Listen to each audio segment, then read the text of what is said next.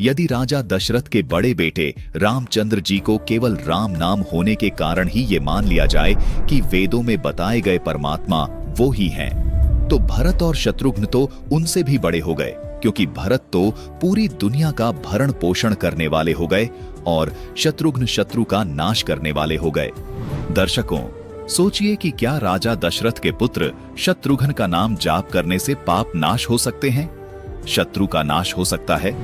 क्या लक्ष्मण जी का नाम जाप करने से वो शुभ लक्षण प्राप्त हो सकते हैं जो वेदों में वर्णित परमात्मा के हैं? दर्शकों, इन सभी बातों से सिद्ध होता है कि राजा दशरथ के पुत्र श्री रामचंद्र जी वेदों और गीता में बताए गए परम अक्षर ब्रह्म नहीं है। सतगुण श्री विष्णु जी के अवतार श्री रामचंद्र जी हुए हैं, जो केवल 3 लोक में एक विभाग यानी सतोगुण विभाग के स्वामी हैं, यानी पृथ्वी लोक, स्वर्ग लोक, पाताल लोक में एक विभाग के स्वामी है। इसलिए इनको त्रिलोकीनाथ भी कहा जाता है और परम अक्षर ब्रह्म को वासुदेव कहा जाता है, क्योंकि वो परम अक्षर ब्रह्म सर्व का मालिक है। उसी को आदि राम कहते हैं। परमात्मा कबीर जी ने सूक्ष्म वेद में बताया है कि राम राम सब जगत बखाने, आदि राम कोई बिरला जाने। निर्गुण सरगुण 2 धारा हैं। आदि राम कबीर तो न्यारा है, अनंत राम अयोध्या में आए, सो दशरथ के पूत कहाए।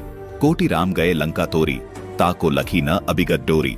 आदि राम कबीर सरबंगी, अभिगत अस्थिर अचल अभंगी। गरीब पार ब्रह्म सत कबीर है, कीमत मोल न तोल। बिना उजन अनुराग है, बहुरंगी अनमोल। अभिगत राम कबीर है, चकवय अविनाशी। ब्रह्मा विष्णु वजीर हैं, शिव करत खवासी। दर्शकों, ये सब प्रमाण और तथ्य ये स्पष्ट करते हैं कि राजा दशरथ के पुत्र राम का नाम इसीलिए रामचंद्र रखा गया क्योंकि वशिष्ठ जी को पता था कि राम नाम पूर्ण परमात्मा का उपमात्मक नाम है। अपने पिता ब्रह्मा जी से अधूरे ज्ञान से वशिष्ठ जी ने ये मान लिया था कि राजा दशरथ के घर पर पूर्ण परमात्मा जन्म लेंगे।